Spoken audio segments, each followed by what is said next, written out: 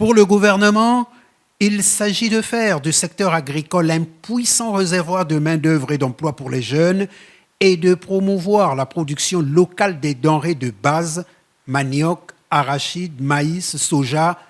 La liste n'est pas exhaustive pour la satisfaction des besoins locaux. Outre le fait qu'ils peuvent vendre, avoir de l'argent, ce n'est pas seulement l'argent qui intéresse les populations, c'est savoir que ce qu'ils font est utile quelque part. Et le besoin de ce qu'ils font est ressenti quelque part.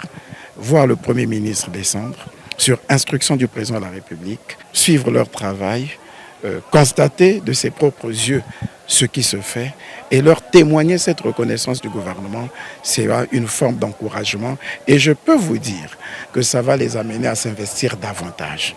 C'est l'intérêt de ces descentes de terrain. Le gouvernement développe 3 types de zones agricoles protégées, la production végétale, l'élevage et la production halieutique. Le président s'est toujours préoccupé de la manière dont les populations doivent s'investir dans l'agriculture. Doit-on demeurer avec les instruments rudimentaires comme nos vieux parents et après se plaindre de ce que la production n'est pas abondante? Non. Il faut créer les conditions pour que leur travail soit facilité.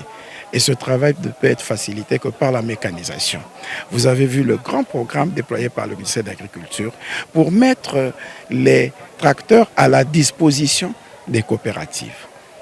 De sorte que l'État arrive, aménage les terres, facilite le travail de labour, tout le travail, de sorte que les populations puissent poursuivre l'action avec un peu plus d'aisance. C'est ce qui est fait. C'est ce que vous avez vu à Wando. Vous avez vu un terrain totalement labouré. Ça ne se fait pas à la main. Ça se fait avec les tracteurs, ça se fait par la mécanisation. Et ça, c'est important. Anatole Colini-Makosso renchérit en disant que nous sommes là dans la matérialisation de la vision du chef de l'État.